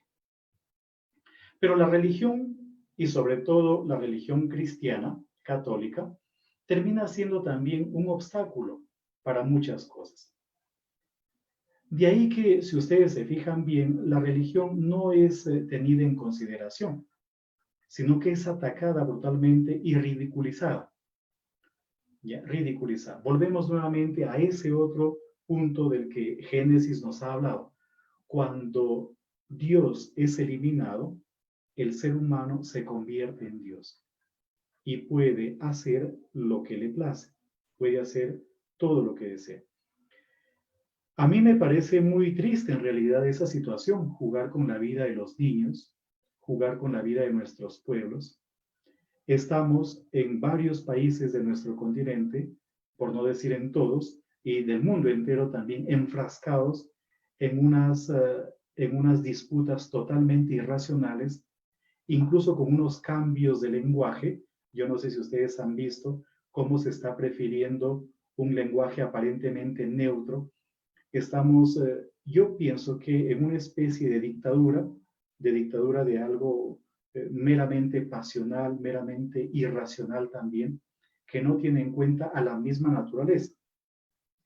Hay argumentos a la luz de la razón, sin tener en cuenta lo religioso, que terminan como destruyendo o dejando sin ningún tipo de argumentos a esa ideología, porque es que en el fondo es totalmente irracional.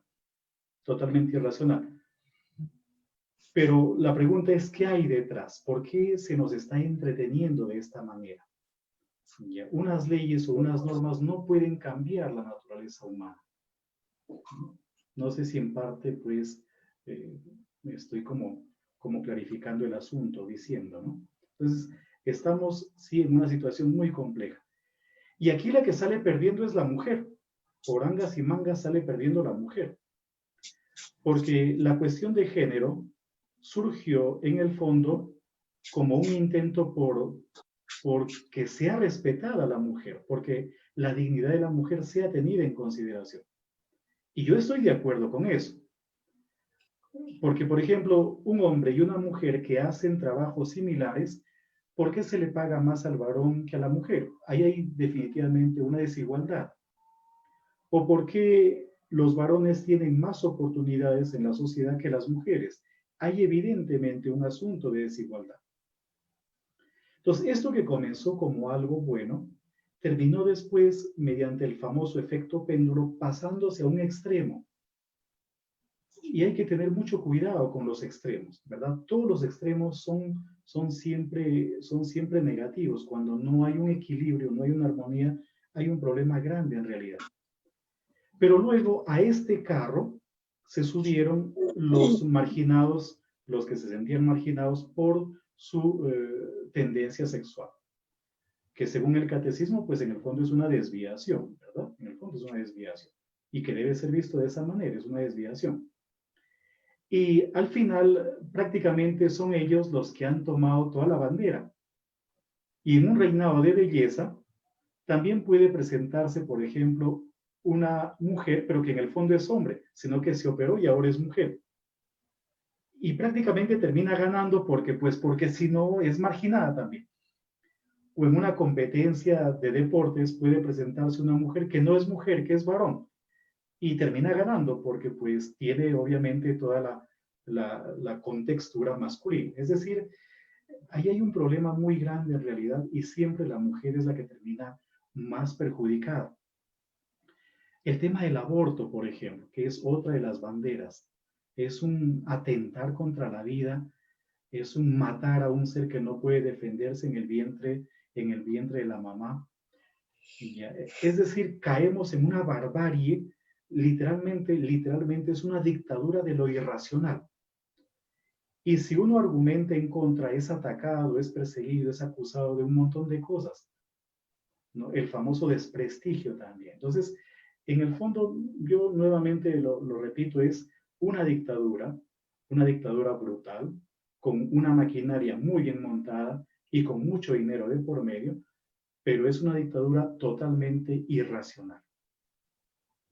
Con el tiempo, la historia volverá nuevamente a rectificar algunos asuntos, ¿no? A poner en claro algunos asuntos.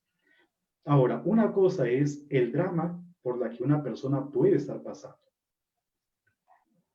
Y otra cosa es intentar, por ejemplo, que los demás sean como ellos, hasta el punto de que los que no son como ellos terminan siendo anormales. Ahí hay un problema grande. Entonces, nuevamente, el tema de ideología según Puebla. ¿Qué entiende Puebla por ideología? Y luego también el tema de la misma naturaleza y cómo el ser humano termina para beneficiarse a sí mismo o simplemente para justificarse, para justificar sus actitudes distorsionadas o desviadas, pues intentando que todos sean así, justificando irracionalmente y mediante la violencia o la agresividad cosas que no son justificables desde el punto de vista de la misma naturaleza. No sé si en parte, pues, aclaro el asunto, ¿no? Muchas gracias, Fray William. Creo que ya una última pregunta para terminar con todo. Nos pregunta la hermana Doris, ¿cómo Para fortalecer? terminar conmigo. No, ya hemos tenido buen tiempo de reflexión. Hermana Doris, ¿cómo fortalecer la conciencia ambiental, ¿no? Desde la perspectiva bíblica que hemos venido trabajando? Es una pregunta muy, muy bonita. Muy bonita. Yo creo que, en primer lugar, por ejemplo, el saber que la creación es nuestra casa. Todos hablamos de la casa común. La palabra ecología pues tiene que ver con oikos también, ¿verdad? Con oikos, con la casa en realidad. Es como si, por ejemplo, yo escuché el otro día a alguien que decía, para que una persona, por ejemplo, progrese, ¿cómo yo le enseño a mi hijo, a mi hija, para que le vaya bien en la vida? ¿Ya? Lo que yo tengo que hacer es decirle que las mañanas, cuando se levanta, tienda su cama. O en algún momentito la tienda, porque dicen que no hay que tender la cama inmediatamente después que uno se levanta, sino que la cama debe ventilarse un poco, ¿no? Pero por lo menos que tienda la cama, que se bañe, que tenga sus cosas bien ordenadas. O sea, que el lugar en donde está esté bien ordenado. Pero de ahí tiene que dar un pasito más. No solamente es la habitación, sino el espacio que comparte con los papás y con los hermanos. ¿Ya? Y de ahí tiene que dar un pasito más también y tiene que hacer que, por ejemplo, la ciudad en la que vive, pues esté bien. Miren, yo lo digo y esto lo deben estar viendo pues miles de personas. A mí me da muchísima pena, por ejemplo, Chiclayo. Cuando yo voy, ¿ya? Cuando yo voy. Es una ciudad devastada, totalmente devastada. Las calles sin asfalto, polvorienta y llena de basura. Es decir, ahí hay un problema grande. Un problema grande. Montañas y montañas y montañas de basura. Y es esa basura la que produce enfermedades. O sea, lo que quiero decir es que lo que primero debemos hacer es tomar conciencia de nosotros mismos, del espacio en el que estamos. Ahora, hay que tomar conciencia de que la creación como tal, la Tierra como tal, nuestro planeta, es nuestra casa. Y que debe ser cuidado y debe ser también atendido. Y así como limpiamos la casa, barremos la casa, y cuando viene una visita, pues hacemos que la casa esté siempre presentable, nuestra tierra también. En ese sentido, y no es porque vive en Colombia, yo también soy trato de ser muy objetivo en ese sentido, pero por ejemplo, una de las cosas muy bonitas de Colombia es que cuando uno visita un pueblito, todos los pueblitos son hermosos. Las casas muy bien arregladitas, pintaditas, el pueblo limpiecito, las vías muy acomodadas. Y uno va a cualquier pueblito, el más pequeño que sea, y uno encuentra siempre cosas muy bonitas, atractivas, y los turistas se sienten bien. Eso, por ejemplo, ese, por ejemplo, es un punto. Otro elemento que también debemos tener en consideración es qué cosa es lo que nosotros necesitamos para pasar de situaciones menos humanas a situaciones más humanas, según el Papa Pablo VI, en la Populorum Progressio, que después es retomado incluso por otros papas. El Papa Juan Pablo II rinde homenaje a la Populorum Progressio, el Papa Benedicto XVI también, pero eso lo podríamos dejar para otra ocasión. Es decir, yo cómo me comporto, en qué sentido, en qué medida soy humano frente a la creación. Cuando yo veo, por ejemplo, las fotografías de Madre de Dios, eso es para llorar. Cuando yo veo, por ejemplo, las fotografías del Valle del Mantaro, eso es para llorar también. De cómo cuando uno ya va bajando Tiglio, desde Tiglio, La Oroya y todos esos lugares, el Valle del Mantaro, eso es deprimente. De cuando uno, por ejemplo, mira Cajamarca, y yo soy cajamarquino, cuando uno mira Cajamarca, cómo era y cómo es ahora.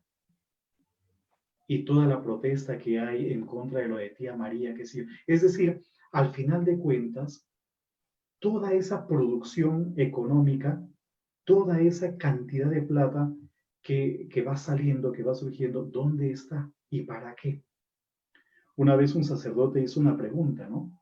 Y dijo, del 100% del oro que se extrae, que hay en el mundo, del 100% de oro, ¿el cuánto por ciento es de utilidad para la humanidad? Y probablemente de utilidad para la humanidad sea el 1% o menos del 1%. Es decir, que el 99% del oro no sirve para nada.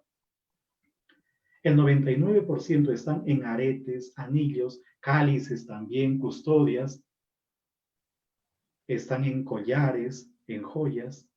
Es decir, y otra cosa que les comparto, aunque esto siempre lo he comentado, cuando por ejemplo a veces he tomado algún vuelo, a mí me gusta ver mucho las revistas del duty free en los aviones. ¿Ya? Esas revistas de sí, libre de impuestos, ¿verdad? Entonces uno comienza a ojear y por ejemplo son revistas muy bien elaboradas y de pues más de 100 páginas y al final cuando uno termina de ver la revista dice ¿cuánto de lo que está aquí vale la pena? Es esencial para la vida. Probablemente media página que tiene que ver con algún enchufe, que tiene que ver con alguna linternita. Todo lo demás, estamos hablando del 99.8% de una revista de duty free en un avión, no sirve para nada. No sirve para nada. O por ejemplo, cuando uno va a un supermercado, ¿no? Yo aquí en Bogotá pues voy con relativa frecuencia a algún supermercado para comprar víveres, y cuando uno entra, gran parte de lo que ofrecen como productos en el supermercado no es esencial para la vida. Por lo menos el 80% de lo que está en un supermercado no es esencial para la vida. Entonces, la pregunta es, para responderle, porque la pregunta de la hermana yo creo que engloba totalmente lo que nosotros estamos hablando, la pregunta es, ¿qué es esencial para la vida y qué me hace a mí ser humano? ¿Qué me hace a mí pasar de una situación menos humana a una situación más humana? ¿Verdad? ¿En qué sentido, por ejemplo, yo adecuo mi inteligencia y mi voluntad a la inteligencia y voluntad de Dios? Ya que estamos hablando también dentro de un ambiente cristiano. Ese es el asunto, creo yo. Entonces, el Papa Francisco lo dice en la Laudato Si, pero también en Querida Amazonía, que hay que ver cosas concretas. Yo conversaba con unas personas en estos días sobre la pandemia y cómo están viviendo, y varias personas me dijeron lo siguiente. Sobre todo me llamó muchísimo la atención de una joven, amiga, muy amiga aquí en Bogotá, y me decía, yo con la pandemia me he dado cuenta de que tengo cosas que no necesito. Porque abrió su armario y encontró vestidos, encontró faldas, pantalones, blusas, y me dice, y muchas de esas ropas no me las he puesto una sola vez. Simplemente me fui a una tienda y estaba en promoción, lo compré y no me he puesto. Y me dijo algo muy bonito, me dijo, lo que yo he hecho es juntar todititita esa ropa que no me he puesto y que no me voy a poner, lo he puesto en cajas y estoy esperando que pase la pandemia para ir a la parroquia, hablar con el Padre y que el Padre lo distribuya entre las personas que necesitan. Fíjense cómo esta pandemia nos hace tomar conciencia de que a lo mejor hemos estado acumulando o amasando cosas que no son esenciales ni importantes para la vida, que no las necesitamos. Un fraile que trabajó en Chile varios años me contó una anécdota, ¿no? Él dice que tenía una familia muy amiga y resulta que la familia se mudó de casa. ¿Ya? La familia se mudó de casa. Y él fue a ayudar a la familia a empacar las cosas. Porque pues siempre en una mudanza se necesitan personas que apoyen, que ayuden, ¿no? Se fue. Y él dice que comenzó a mirar cómo la familia tenía muchos productos pero selladitos, nuevos, que no los habían desempacado todavía. Y habían cualquier cantidad de productos así. Y él le preguntó y le dijo, oye, ¿y ustedes por qué no han estrenado todavía eso que tienen ahí? Dijeron, porque pues no hemos visto aún la necesidad de estrenarlo. ¿Pero por qué lo compraron? Y la respuesta fue, porque estaba en oferta. ¿Ya? Porque estaban en oferta. Y fíjense que a mí me ha sucedido, pero no he caído obviamente en la tentación. Cuando a veces yo he ido pues, a comprar papita, a comprar cosas para comer, ¿no? Huevos, qué sé yo. Uno escucha en los parlantes del supermercado, acérquese por favor en este momento, solamente tiene 15 minutos para que sea beneficiado con una promoción de camisas, de pantalones. Y yo un día que estaba escogiendo fruta, casi corrí a mirar eso y luego me puse a pensar y dije, pero si yo no necesito ni camisas ni pantalones, no necesito nada, ¿para qué me voy a ir? ¿No? Entonces, fíjense cómo también nosotros caemos dentro de una maquinaria muy bien montada, una maquinaria perfectamente muy bien montada de consumismo. Las ofertas, eso es en el fondo un engaño. Si uno solamente tuviera lo que necesita, si uno consumiera solamente lo que necesita, probablemente terminaríamos agrediendo menos al planeta, haciéndole menos daño al planeta, ¿verdad? Todo eso. Pues yo creo que la toma de conciencia comienza en la propia casa. La toma de conciencia comienza, por ejemplo, con nuestro propio armario, con ver qué es lo que nosotros tenemos de más y lo que nosotros tenemos de más ya no es nuestro, es de alguien que lo necesita. Y más en este tiempo tan particular. ¿Ya? Una última cosa y con esto termino. En Colombia hay lo que se conoce como el día sin IVA. IVA es impuesto, es como en el Perú el IGB. No me acuerdo qué es el IVA en Colombia. Es impuesto a las ventas, debe ser algo así. En el Perú es el IGB. El IGB. En el Perú es impuesto general a las ventas, ¿no es cierto? En el Perú. Y de cuando en cuando el gobierno lo que hace es, por ejemplo, decir, no les voy a cobrar el IVA. ¿Ya? No les voy a cobrar. Entonces, el precio se reduce. Porque un libro, supongamos, por poner un ejemplo, un libro cuesta 10 soles, pero más el IVA termina costando 15 soles, ¿verdad? Entonces, el libro lo compran ustedes en 15 soles. Pero si el gobierno dice, durante un día no les voy a cobrar el impuesto, la gente va y aprovecha para comprar. Y resulta que cuando comenzó la pandemia, pues había mucha gente, me imagino como en el Perú también, que no tenía dinero, que se moría de hambre, literalmente se moría de hambre. Y apareció la propuesta de los trapos rojos o de las banderas rojas. La gente colgaba en las ventanas de sus casas banderas rojas o trapos rojos, como diciendo, estamos que nos morimos. Entonces, los gobiernos municipales o algunas ONG también, o algunas instituciones iban por las calles, recorriendo calles, y donde veían un trapo rojo o una bandera roja, le daban una canasta, ¿no? Una canasta familiar. Aquí en Colombia no me acuerdo cuál es el nombre para las canastas, no le llaman canasta, sino otra cosa. Entonces le daban. Y resulta que el gobierno decretó 2 días sin IVA, y cuando fue el primer día de las compras sin IVA, sin el IGB, sin el impuesto, no se imaginan ustedes los mares de gente que se congregaron en torno a los grandes almacenes. ¿Y qué compraban? Compraban televisores, compraban artefactos, ¿ya? Y no me voy a olvidar la entrevista que de lo que me acuerdo, le entrevistaron a un señor y le dijeron, ¿qué compró usted? Compré un televisor que hacía tiempo quería comprarlo. ¿Cuánto le costó? 4,000 soles.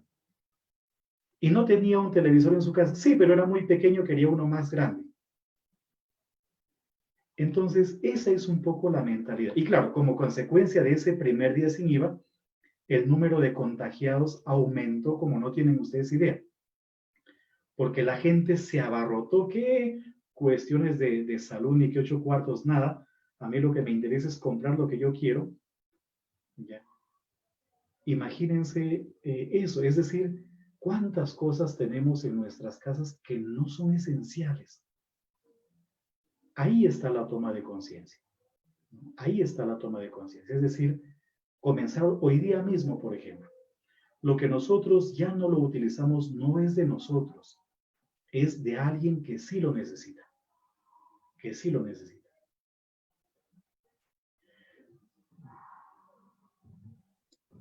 Muchas gracias.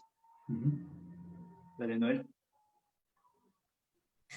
Bueno, agradecemos a Fray William Vázquez por acompañarnos en esta tarde, en esta bonita charla, un poco de tomar conciencia sobre lo que es esencial en nuestra vida, tomar conciencia sobre el cuidado de nuestra creación, teniendo como base pues los textos bíblicos del Génesis, ¿no? Que cada vez que nos alejamos o desterramos a Dios de nuestra vida, pues no actuamos acorde a su voluntad. Agradecemos a todos ustedes, hermanos y hermanas, que nos han acompañado en esta charla. Sí, muchas gracias por habernos acompañado. Solamente para invitarlos el siguiente domingo, igual a la misma hora, a las 4 de la tarde, bueno, a las 5, que a las 5 de la tarde, el domingo 4 de octubre, a las 5 de la tarde, vamos a tener, como estamos próximos a la fiesta de Nuestra Señora de Rosario, vamos a tener justamente un pequeño conversatorio con el tema de Nuestra Señora de Rosario, el rostro de María en tiempo de pandemia. ¿Ya? Nos va a acompañar la madre Sor Fanny Bailetti Vázquez, que es una hermana de las Canonesas de la Cruz. Nos va a acompañar con este tema, así como hoy también nos esperamos el día 4 de octubre a las 5 de la tarde. Muchas gracias. Muchísimas gracias, Noel. Gracias también, Reinaldo, por la invitación. Y felicitaciones, como les dije al comienzo, por propiciar este tipo de encuentros, este tipo de diálogos como hermanos, como miembros pues de la iglesia, y que terminan siendo, estoy seguro, de mucho provecho para todos. Y gracias a las hermanas, a los que se han conectado, gracias también a los que han dedicado parte de su tiempo para que por medio de las redes sociales que maneja la parroquia se vea este conversatorio, ¿no? Entonces, felicitaciones, un abrazo para todos los parroquianos, para todos los grupos de la parroquia. Gracias, Fray. De parte mía. Sí. Gracias, hermanos, hermanas. Gracias. Los que nos siguen a través de nuestra página del Facebook, hay muchos estudiantes de la ULADECH que están ahí de Chimbote, de Trujillo, hay algunos de Tumbes, de Piura. Saludos a todos ellos que están conectados y a otros hermanos que nos están siguiendo por nuestro Facebook. Más bien, yo quisiera aprovechar el momentito para hacerles una invitación. A ver si logro proyectarla. A ver si logro proyectarla. Es para este miércoles, ¿ya? Para este miércoles. Aquí está. Entonces, no sé si me permites, tal vez Noel, proyectar la invitación. Sí, puede hacerlo. Usted está de acuerdo. Allá. Entonces, ahí ya la deben estar viendo. Ya la deben estar viendo. Y es para una pequeña charla, una pequeña conferencia sobre la Vulgata de San Jerónimo. Es este miércoles 30 de 4 a 5:30 de la tarde. No se olviden que el miércoles 30 pues es la fiesta de San Jerónimo, que es el patrono de las Sagradas Escrituras. Si pueden tomarle una foto o un pantallazo, pero también, por ejemplo, si miran ustedes el Facebook del Centro Bíblico, ahí ya aparece el enlace para que simplemente hagan un clic en el enlace y puedan entrar a la sala de Meet, sala virtual, y puedan tener obviamente la participación. Esta es la primera invitación. Otra invitación es para la siguiente semana. Ahorita les voy a proyectar la otra lámina, si me permiten. Entonces, a ver, aquí está.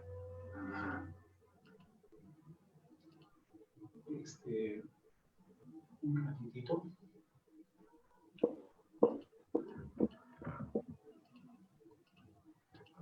Les voy a proyectar la otra lámina, que es esta de acá. ¿Ya? Va a ser un tema también muy bonito. A ver. Y este tema va a ser dirigido por una psicóloga.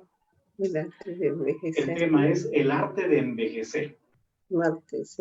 Es decir, no pensemos que uno de viejito es o cascarrabias o es un viejito simpático. No, no, no. La psicóloga nos va a hablar ese día. Uno desde que nace ya está envejeciendo. Y uno tiene que prepararse para envejecer. ¿Ya? No es que uno de viejito será así o será así. No. Lo que uno sea de viejito es lo que uno desde joven va haciendo, desde niño va haciendo. Por lo tanto, el envejecimiento es un arte. Y así como uno aprende a tocar guitarra o uno aprende a otras cosas, uno aprende también a envejecer. Entonces, vamos a tener pues un conversatorio con esta psicóloga el día martes 6, de 6 de la tarde a 7:30 de la noche. Pero la hora de Colombia. Hora de Colombia, que es la misma de Perú. La hora de Colombia y la de Perú es la misma hora en realidad. De 6 a 7, una psicóloga, el arte de envejecer. El arte de envejecer. De 6 a 7:30 de la noche. De 6 a 7:30. Entonces, tienen ya estas dos invitaciones y quiera Dios, pues, que puedan participar de verdad.